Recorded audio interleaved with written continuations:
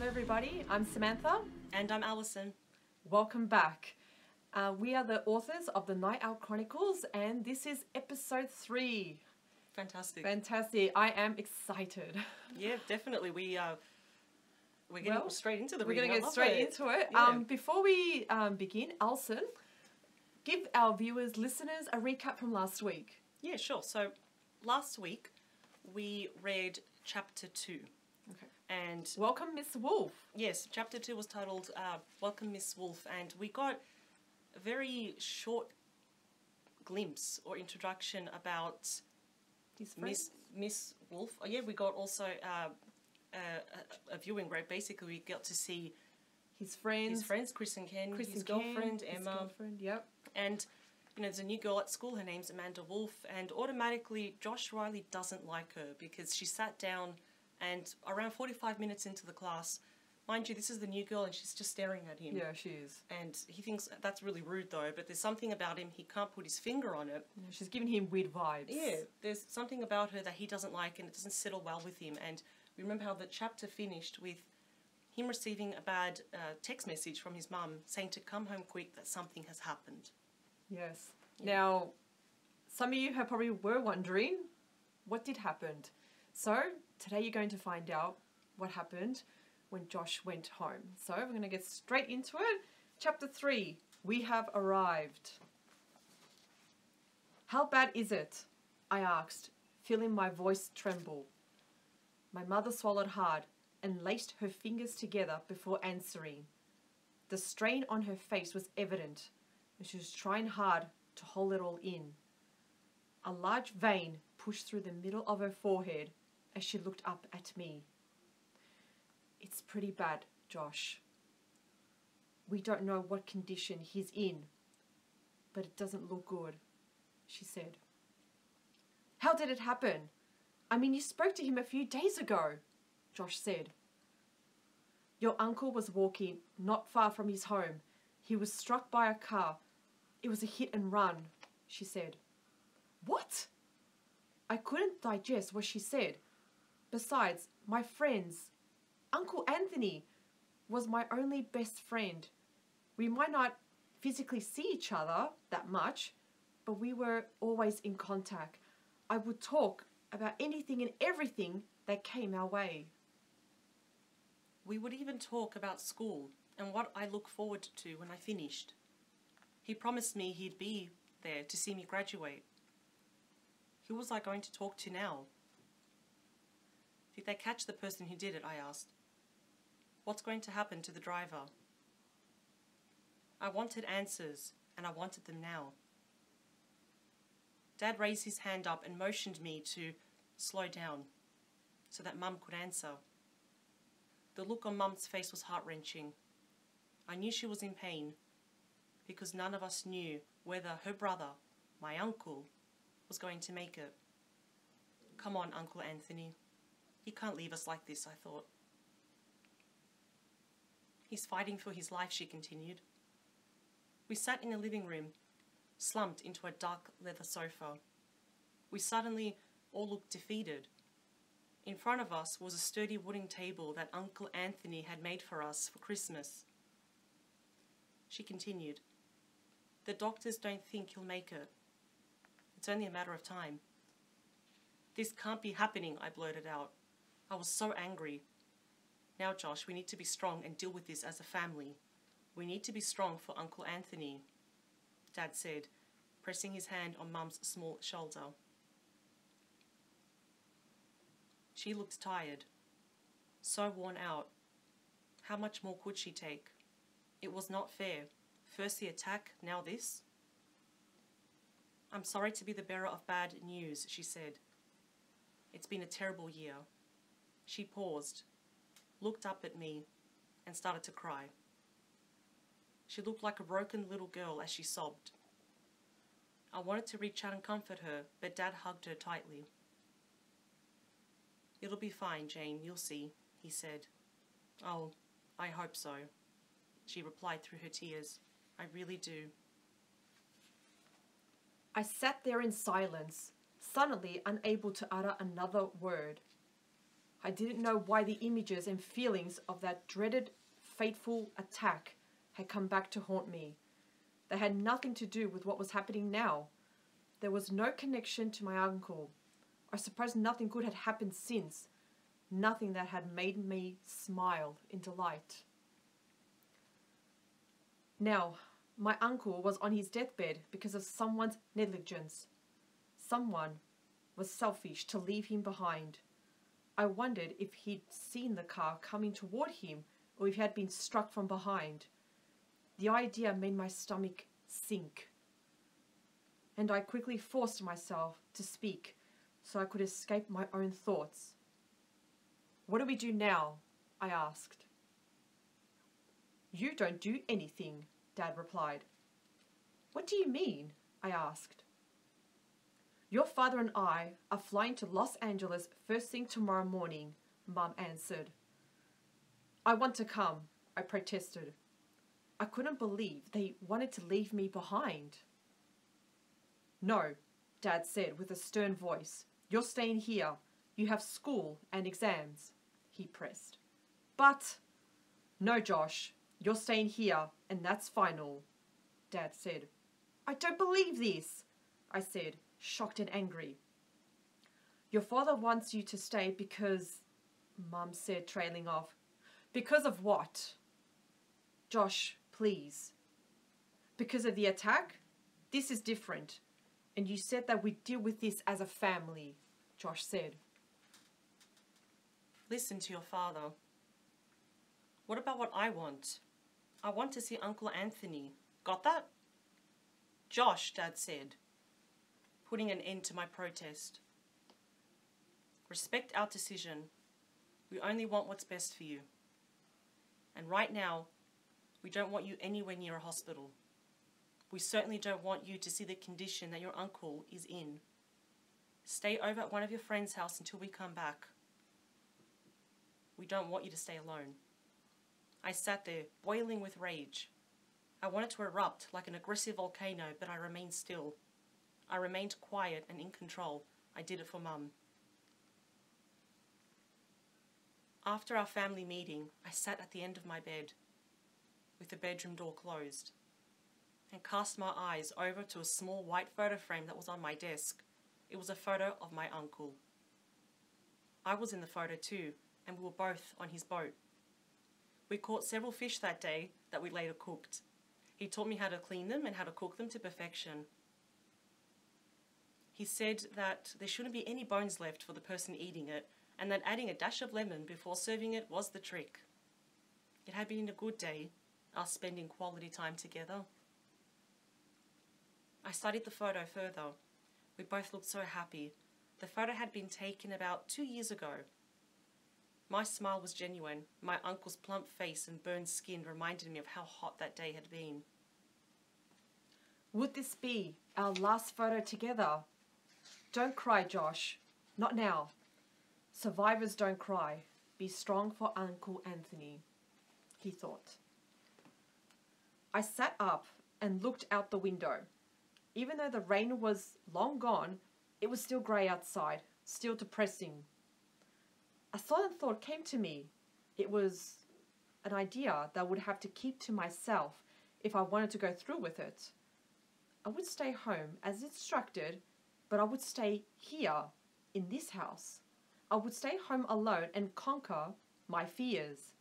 I didn't even quite understand my fears and what they wanted from me, but since I had to stay, I wanted to be on my own. I didn't feel like being with Ken's or Chris's family.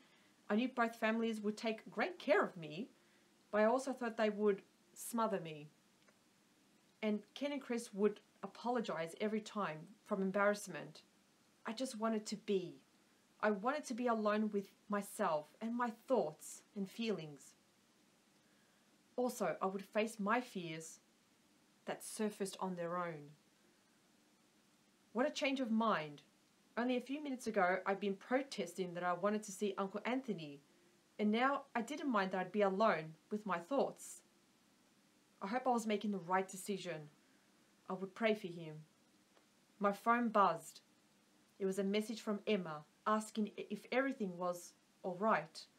I texted back explaining the situation and put my phone on silent. I didn't want to talk to anybody right now. I wanted to be alone and let it all sink in. I raised my heavy head to see the time, my tired eyes, disappointed that it was so late.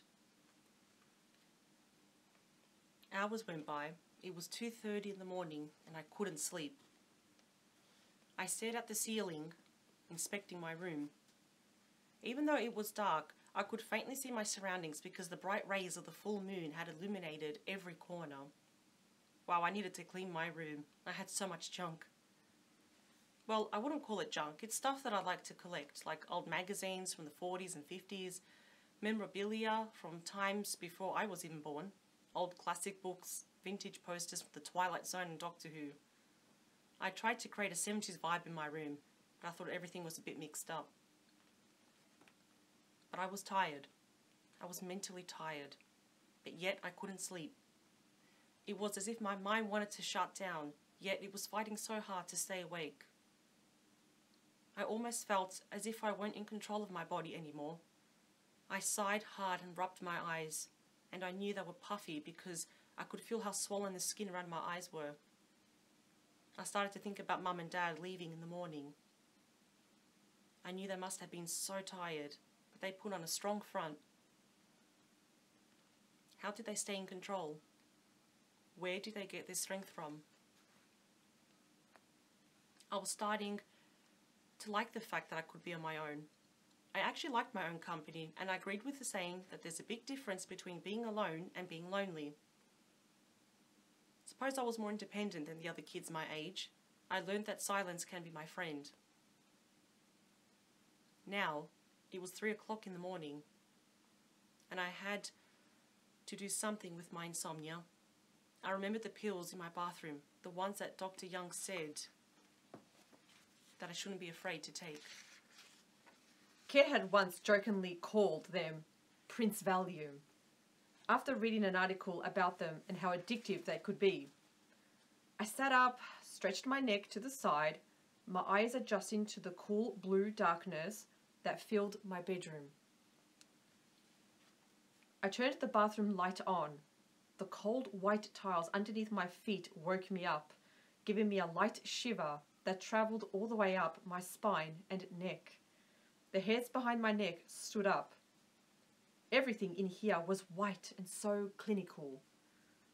Everything but the bathroom door and window frame was dark brown. The new towels Mum had given me were light brown. I was not a huge fan of brown, and I knew this bathroom could have used more colour. Heck, the whole house could have used other colours besides brown. The pills were waiting for me in the medicine cabinet. I took the small orange bottle, popped the lid, and placed one in the palm of my hand. It was so tiny, like a mint. They were supposed to work fast, so I hoped to get some shut-eye soon. I'd capture a glimpse of my face and my unkempt brown hair in the mirror. Why did I look so different? I didn't like my usual self anymore. In fact, I looked older. I looked tired and weary. My skin looked sullen and oily. I hated the lost look in my eyes. Would I ever recover? Would there ever be a spark back in my eyes? It scared me that I hardly recognized the younger man staring back at me. I momentarily remembered the photo that was taken with my uncle when we had gone fishing. My smile was real, so full of life.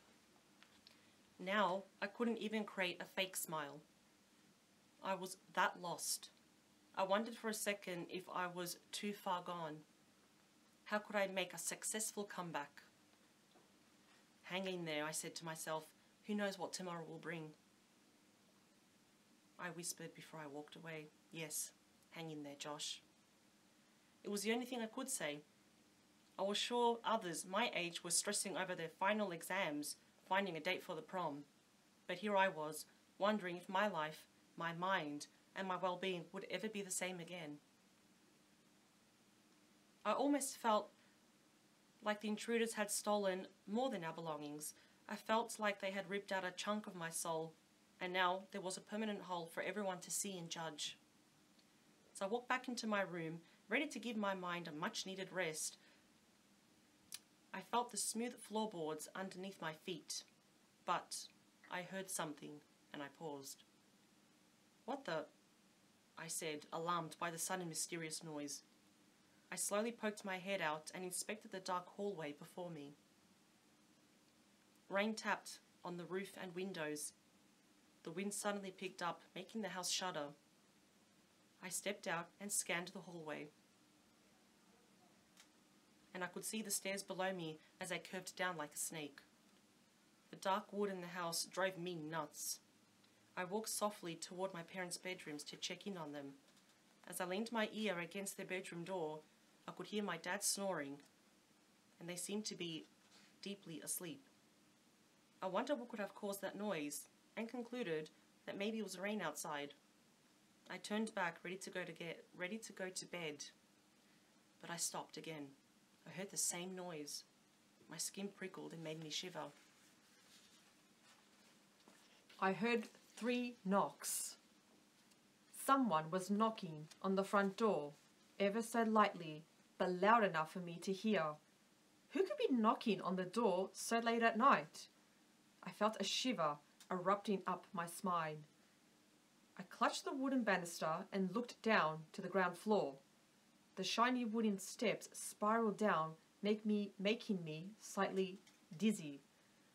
Odd-shaped shadows were on the walls and in all corners. I imagined a monster was waiting for me, ready to jump out and take me. I shook my head and rubbed my eyes. Whoever was knocking would get a surprise from me because I was going to catch him or her. I wanted the person out there to know that I could see them. I quietly and calmly made my way downstairs, one step at a time, ensuring that I didn't make any noise. Damn, no matter how careful I was, the house still creaked. My ears tried to make out any sound that might not be welcomed. I reached the landing and paused again as I heard the same knocking. It was a patient, soft knock. Whoever was knocking was not in a hurry because the knocks were all the same pace, each one the same as the one before. Wait a second. Had the intruders found me? Were they here to get me and finish me off? Yet how did they find me? I wondered. No, it could be. We have moved away and we have never told anybody our address. Not even our former neighbours knew where we lived. The soft knocks started again. Knock, knock, knock. Perfect 3 knocks, each of them spaced out perfectly. Not one knock coming sooner or later. Upon closer inspection, they were not coming from the front door. They were coming from the side window in the living room. From the landing, I could see the front door before me and the entrance to the living room on my right. Everything was dark, but the stained glass windows allowed enough light to enter. I didn't want to turn the lights on because I wanted to see who was responsible for knocking on the window. I took small, light steps into the living room. The rain was heavier now, pounding hard on the driveway. The only thing separating me from whoever was outside was the long rectangular window. I almost jumped out of my skin when I heard the 3 knocks again. With the little courage left in me, I pulled the curtain to the side and shoved my face forward, ready to face the stranger. But there was nothing. No one was there. The only thing I saw was the rain moving to the side with the wind. Mum and Dad's car was getting a good washing from the torrential rain. It can't be. I heard it, I said to myself, suddenly confused. I didn't know what to make of it. Before I released the curtain, I saw that the tree in front of me had a low-hanging branch and swung back and forth toward me. The branch tapped the window, making perfect knocking sounds. Knock, knock, knock. Wait, it had been a branch doing all this knocking? I held my breath and waited for the branch to knock again. The wind picked up and moved the lower branch toward the window again, making it knock once more. Well, that makes more sense, I reasoned out loud.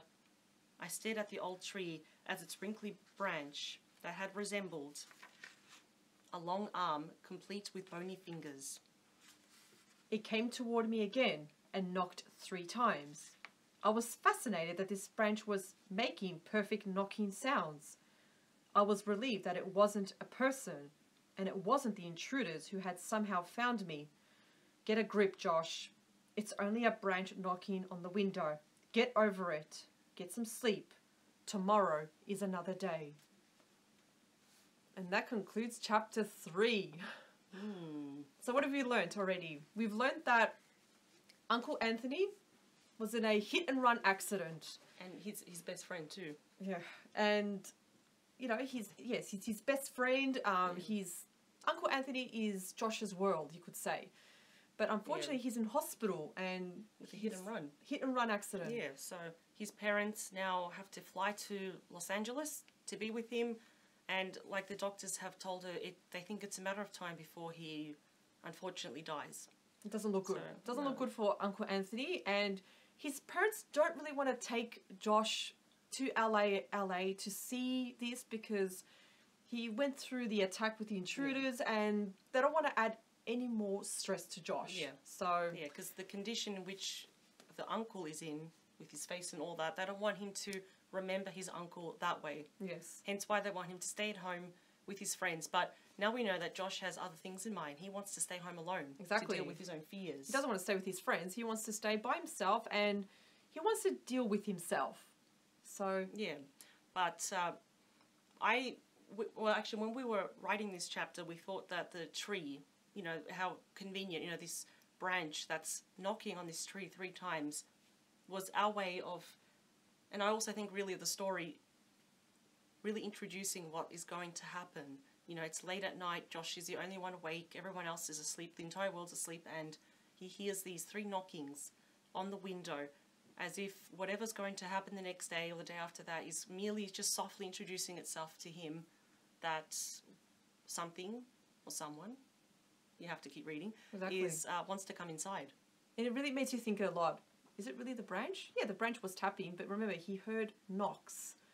So Yeah. something has arrived. Yeah, something has arrived and, you know, in a very polite way, it wants to test the waters to see, you know, hey, please, you know, let me in. Of course, you know, Josh reasons with himself thinking that it's just Just the branch. It's just a branch, but nothing good is going to come from this. So we have chapter 4 next week, which we have titled, I'll just get to that. It's actually called 3 Times. So obviously it's referring to the knocking, and it actually quickly, unfortunately for Josh, quickly it takes a downturn. It goes dark very quickly for him. Exactly. Yeah, absolutely. So So you'll get to see what's going to happen with him when he does stay alone at home. So very interesting. well, he'll soon find out he doesn't want to be home alone anymore. No. But, you know, we'll say this very quickly. As another heads up as well, we did say that Amanda Wolf, you know, from chapter 3, gets her own story.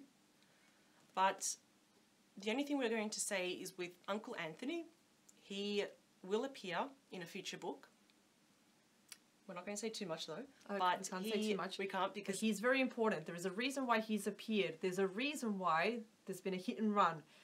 But that's all we're going to say at the moment. yes. But just He- remember Uncle yeah. Anthony. Yeah, he will have his own appearance in a future book There's a as reason well, for him. and there's a connection that's actually really strong, one that I don't think any reader has saw coming. Even when we thought it up, we were surprised with ourselves. Correct. So we promise he will make an appearance in a future book. Okay. Absolutely. All right. We're going to give our thanks to... Thank you very much, everybody, for watching and listening. We appreciate you all, and Again, a we massive appreciate your comments. It's great.